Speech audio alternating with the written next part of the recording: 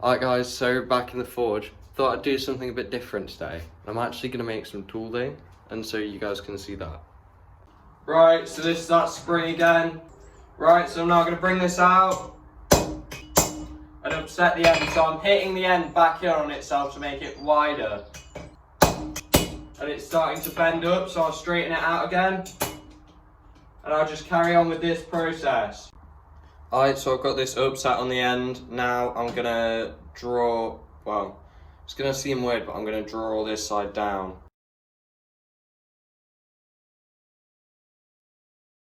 I'll just finish this transition up, and then I'm gonna cut this off about here and draw down that. So I'm just gonna cut this off now, out there, and just snap the end off.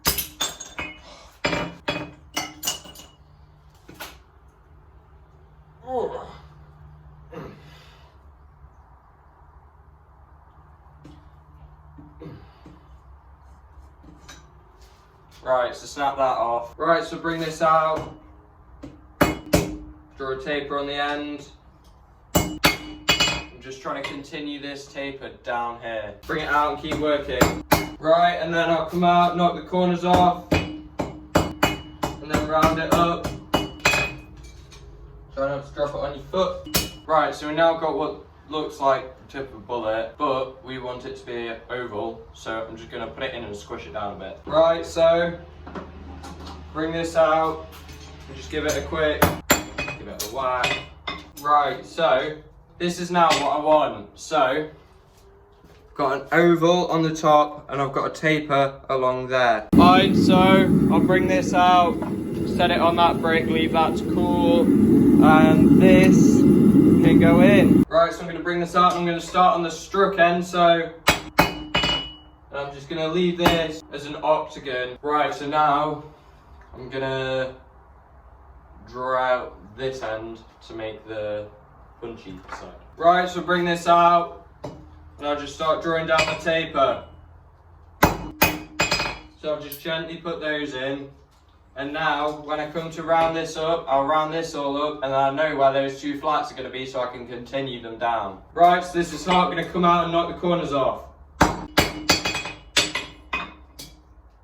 And then next heat, I'm going to take those octagon sides, I'm just going to blend them all in and round it all up. Right, so I've got that rounded up. Now on the next heat, I'll come through, I'll put the flats in, and then I'll round over the edges. Bring this out, look for my flats, there they are, run them all the way down. And then pillar the edges. And all of this rounding up, I don't really understand how it works, but all I know is it gets rid of stress points. So, stress like concentrations. So it basically just means it's less likely to break. But that is now that done, so I'll heat this up, normalise this, and get cracking on grinding up the drift. Guys, so that's this one all cleaned up, so that's the drift done. Time to move on to that punch. Alright, so I've got this ground up, got the sides, the struck end, the punch end and the struck end. So now I'll take these two and I'll harden and temper them. Well, might not even harden this one, because it just loses temper anyway. So I'll take this one and I'll harden and temper it.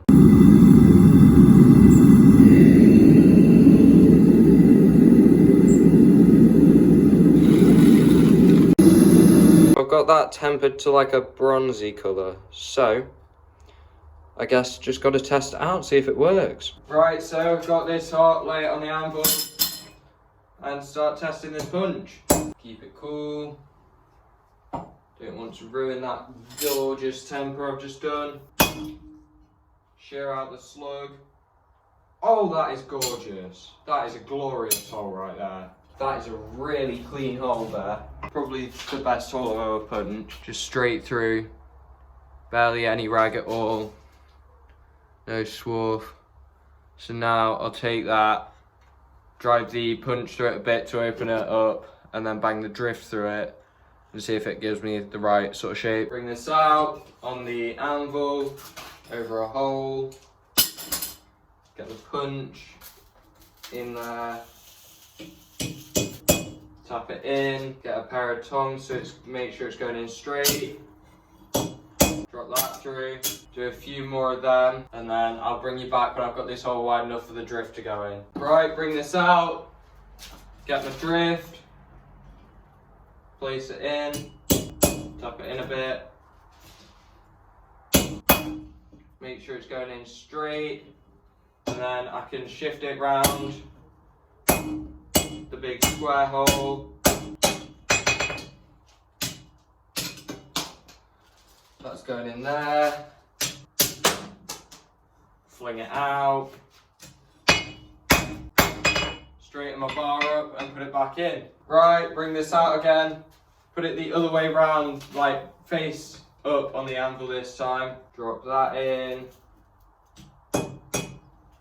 Oh wait, which way am I doing it? Oh, I've forgotten. This way. There we go. Right, drop that in.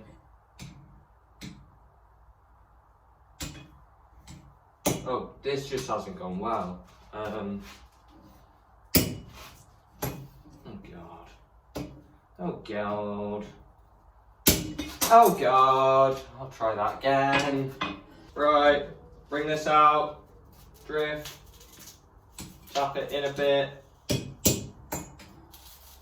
And then straighten it up. This is how I want it going in. Right, that's all the way through there. Well, as far as I want it, please. There we go. Put that back in the fire, and that hole is looking about the right shape actually. Gas off, part out, part down. Drift in. Hammer. Whack. Oh, that was good. Flip, over, flatten, out. Drift. Pop. Drift. In. I only had to drive it with the tongs. Pop it out. Whack. Whack. Hole done. So that has worked splendidly. I've got the right hole shape, so it's this ovally rectangle that I want. And basically, that is for handled tools. So I can put a wooden handles that are wood, so I could put it on tools and get my hands out of the way of the hop. Hi guys, so thanks for joining me on Tiny Tools. If you liked the video, you know what to do, give it a like. If you didn't like it, dislike it. Leave me a comment if you have any ideas for projects you want to see me make. Hopefully nothing too sharp, because I'm not sure that's legal. If you really enjoyed the video, give me a subscribe. That'd be much appreciated. And see you again next week. So, thank you guys for watching. That's been me. Later, gamers.